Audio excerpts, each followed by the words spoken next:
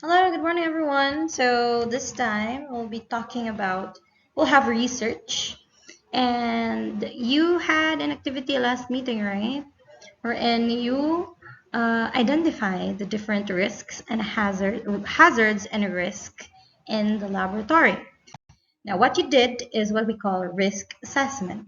When you say risk assessment is simply a careful examination of what is in your work that could cause harm to people, to you, to anybody that comes inside a laboratory, so that you can weigh whether you have to take precautions, eliminate the risk, prevent further harm to people in the laboratory, which is a very important task when doing research, especially conducted in a laboratory.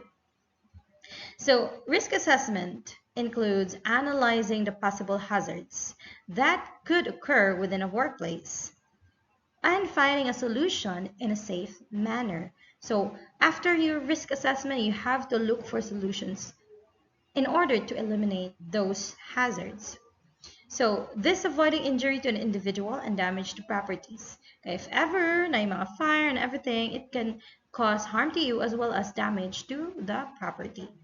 If hazards cannot be avoided in a safe way, then the risk assessment will say that the activity shouldn't be carried out. So in your research, you'll be doing risk assessment as well. You'll be filling out risk assessment form before you do the activity so that we can see whether what you're trying to do is safe or not. If it's not safe, then you shouldn't be doing that. So what are general hazards? You were able to identify those. I think we can skip this part here. Then what should the risk assessment cover? It should include possible dangers. So what you have written down, everything that might possibly harm you or is risky for you, that should be included in your risk assessment. It should also include guidelines for protecting people. So what should you do after you have found out that risk assessment? What will you do right after? How does a risk assessment work? So in our laboratory, we should have to form a risk assessment. So there isn't really a set guidelines on risk assessment, but you should know what is hazard and risk. Now remember, hazard is anything that can cause harm, such as electricity hazard, every hazard, animal hazard that might cause harm. Now what is risk? It's the likelihood, the possibility of you gaining, injury, losing something, or how severe an outcome may be. That's the risk.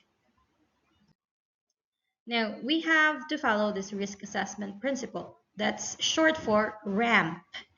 RAMP. Recognizing hazard. You should know what is a hazard. What's the hazard, which is the first thing that you did, right? Assessing the risk. So once you identify the hazard, what might be the risk? So you also done this. Minimizing the risk and preparing for emergencies. Now you haven't done M and P, rapa mo ra. You recognize the hazards, you assess what's the risk of those hazards, and next part will be you minimize the risk and you should prepare for emergency. So that's ramp model. So risk is conducted. When is a risk assessment conducted? It should be done before any task. When there is a significant change in the procedure, facility, equipment, supply, and personnel. For example, you have added another laboratory equipment, um, maybe a biosafety cabinet or like another microscope, electron microscope. So you should assess the risk, assess the risk, or at least updated the possibility of it causing harm to you. Whether there is an accident, so if there's any accident, then there is really a risk and there is a hazard. So if na tabo na siyang aksidente, then you have to do risk assessment one more time on a regular basis. So Every time nga na mausab, every time nga na buhatong bagong task, every time nga na accident, and on a regular basis. Maybe every Friday, once a month, twice a month. That's a first risk assessment. Now, who will conduct this risk assessment? That would be your top management, the laboratory supervisor, biosafety cabinets, officers rather, laboratory staff, or like us, we are the laboratory supervisor, or researchers. Now, ma'am, student pa man mi, ma'am, ano nag-conduct man mi? Basically, you're a student, but in a sense, you're a student researcher. Okay, so as a student researcher, you should do risk assessment as well because you'll be the one you will be in the laboratory doing experiments. Now, steps in a risk assessment. First, risk identification. Next is risk characterization, and then risk evaluation. So you have identified the risk, you haven't characterized it yet, and you haven't evaluated it yet. That is why what you will do today. Okay, so risk identification. Why is there necessary? Why is it necessary to identify the risk? Why? It is important so that you can protect your workers. You eliminate, if not eliminate, reduce the hazard. Determine which should be subjected to stricter control. Like, di mo pwede mo gamit ani kay very much dangerous. Like mga chemicals, di mo patouch na mo kay it's very like mga acids, you are not to touch those because it's hazardous. You determine who should be allowed to access, handle, process materials, and how. So, kinsa naman mga tao. Determine who should be responsible. Determine additional staff training. If maybe the hazard is you, then you need to undergo training. So we have done some training, though I know we are lacking in much more deeper training, but we still have much more knowledge compared to you. So that is why you have to follow your teachers and the laboratory supervisor as well. Next, risk identification. How to identify risk. You can choose or you can identify through knowing the materials and its characteristics. Those are maybe equipment, the people, right? Staff training, student skills, that's also included. Environment, where is your environment? How is your laboratory? What type of laboratory it is? You'll know there are different types of laboratories soon. Activity and procedures, what will be involved? Does it involve fire, electricity, heating, etc.? So what are the materials that you're using? Is it biological, chemical, liquid, flammable materials? What are the equipment that you're going to be using? Is it needles or sharp objects? And what should be done? What should be used to protect you? PPE. This is a risk identification. Risk characterization. This is what you will be doing. This will be your activity. But I'll still need to continue with my discussions first so that you will know how to characterize risk. So risk or the likelihood or consequences, or simply risk function both the likelihood of something going on and the consequences that might occur. So risk includes the likelihood and the consequences. So likelihood means the probability of the risk from occurring. Unsa man siya ka sa percentage niya nga mo occur siya kana siyang risk. Maslide ba ka, masamad ba ka? Is it high, moderate, very high, low, very low? Consequence is the impact or the effect of the risk in the event that it occurs. So sa may consequence ma-slide, mamatay ba ka, ma-injury ra ba ka, kuan ba ka, ang nga ni oy. Hospitalized ba ka? Is it high, very high, low, moderate? So that's how you characterize risk. So risk characterization, there is a matrix. So you will see how much risk it has based on the likelihood and the consequences. So take this for example. First example, you are in an open field next to a very hungry, aggressive adult tiger. The tiger is unrestrained and sees you as food. How risky is that? So first is let's look at the likelihood of you'll get harmed, right? So likelihood of you getting harmed, is very high, moderate, very low, low. It's hungry, it's an adult, it's aggressive. It should be very high, right? How about the consequences? If you'll be bitten by the tiger, what will happen to you? Will you die? Will you be vegetable state, or will you just, incur a light wound? Okay, so that's how you characterize it. Basically, it's very high likelihood and very high consequence. Whoa, you might die. For number 2, you are in a zoo observing a caged adult, caged na siya, tiger, which is well-fed, busog, and a mild temperament. Okay, unsa may likelihood nga mapaakan ganiya or masamad ka niya? How much is the likelihood? Naa siya sa cage, naa siya, busog siya, mild temperament, is it very low, low, moderate, high, very high? Mapaakan ka ha. Okay, and how about the consequence? If mapaakan ka ng adult tiger, okay, adult tiger, mapaakan niya, mamatay ba ka, ma-vegetable state ba ka, injury ba ka, minimal wound ba ka, or etc. So, you have a low likelihood. Di ba siya very low ha? Kung magpaduol di ka dara, posible na dyan na, high na dyan na imuhang possibility nga mapaakan. Low, kaya naman siya cage mo sa busog. Very less likely ra ka mapaakan. But, the consequence of you being bitten might be either high. Now, remember, when you do characterization, it depends on how likely you are gonna be. It depends on you. It's quite subjective. Kaya na may uban nga, dili ra lagi ni gamay ra kay ni chance. Na pibon hulo, masama jud ko ani. Like na jud uban nga overthinker, na jud uban nga wala ra po di mo ra wala. So, the risk assessment, it depends on you. That is why when you do risk assessment, you do it as a group, so that you will be able to, think or consider possibilities that you cannot think of. So, your likelihood may be consequences, if mapaakan, may be quite low, okay, since they are caged man. So, dili po ka mabanghag ana, tamad.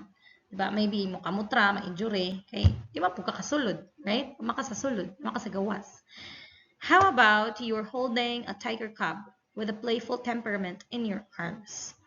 So, likelihood nga mapaakan ka, tiger cub, mapaakan ka, ba? Likelihood, that chance nga ba nga, how about the consequences? Mapaakan ka, mamatay ba ka, ma-injury ba ka? I think, what might be the likelihood? Is it moderate, high, very low? Okay, so likelihood nga mapaakan ka, it's quite high. High siya, kay wala ko nag-cage. Wala po nag-ingon if nakakaon ba na siya. So, posible siya ka mapaakan kay wala gi-cage, nagpaduol pa jud ka, nagduwa-duwa pa jud ka niya. But the consequences nimo, it might be quite low po. Okay? Kay possible, na siya, kanang you say, dili kay ka masamad ugod, di po siya pang makapatay. Kay, if diri ra siya, baby pa man siya, gamay pa man, yang samad. Very likely, nga mapaakan jud ka. Okay, so that's how you characterize. So, ramp na siya, kung man siya, anyway, nag-assess naman ka, nag-analyze naman ka sa risk here, characterizing. So, how about this? You're in the zoo observing a mellow tiger cub located behind strong glass window. Basically, you have a very low likelihood and very low consequence. Kaya na may strong glass window. Okay? So, this is the matrix that you will follow. So, severe, moderate, negligible. This is the consequences. Severe gani, grabe na siya. And not this one, but this other part here na atay napulaing ipakita ninyo mo ninyo i-follow. So this is another matrix. Risk characterization. This one, semi-quantitative risk characterization chart. Kani kay mas specific siya. So likelihood, rare, may occur only in exceptional circumstances. Di gyud siya mo mahitabo. Unlikely could occur at some time. Possible. Possible might occur at some time. Kani siya could, kani might. Posible mahitabo kani siya. Mas grabe siya mahitabo. Likely will probably occur in the most circumstances. Kasagaran sa time mahitabo siya. Almost certain, you are so sure nga mahitabo siya. Consequences insignificant, no injury, low financial loss. So wala kay saman. Minor, first aid treatment, kaya ra. Moderate, medical treatment, on-site release contained with outside assistance, high financial loss. So, contained with outside assistance, kailangan na jud kag outside assistance, when kailangan kag doctor and everything. Major extensive injury, loss of productive capability of off-site release, detrimental effect, major financial. So, posible na jud ka nga ma-vegetable state or ma-emergency. Catastrophic death na dyan siya. Grabe na siya makamatay. So, muna siya inyong tanawon. Very likely has an occurred, slightly rare occurrence, minor injuries. So, tanawon ninyo ang likelihood and then inyong consequences. For example, mapakan ka o naay ka ng puddle of water, sa may likelihood nga ma-slide ka dara. Puddle of water sa lab. Very likely to occur. Okay? So you have 5.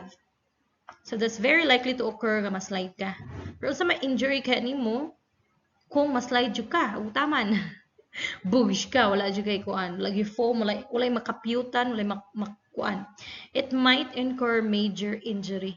So your risk characterization, so we can say it's 20. It's very high. Risk rating, likelihood to severity is high, 16 to 20. So what you will do in your activity is you have your list. I'll be sending to you your list, and individually you will have to characterize the risk. And what will be the rating is a minimal, low, medium, high. So you'll be making a column.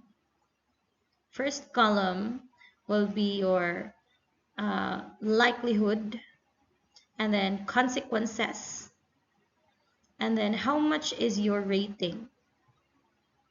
How much, huh? And then last column will be, is it medium, risk rating, RR. How much is your rating? What is your rating? Is it minimal, low, medium, or high?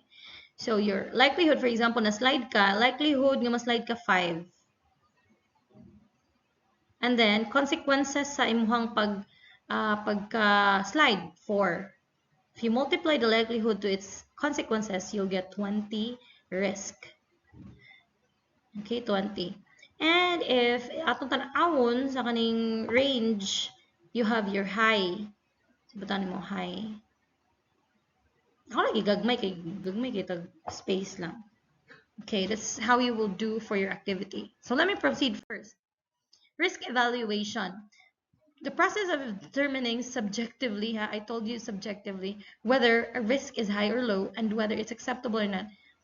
So it's subjective because we have different perception of how risky a hazard is. Okay, so what is acceptable risk? So risk evaluation and acceptance may vary with culture, experience, resources, management, current events.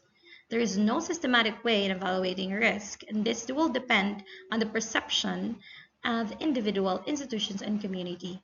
So that's how you will evaluate how its acceptability of the risk. So depende rin dyan mo.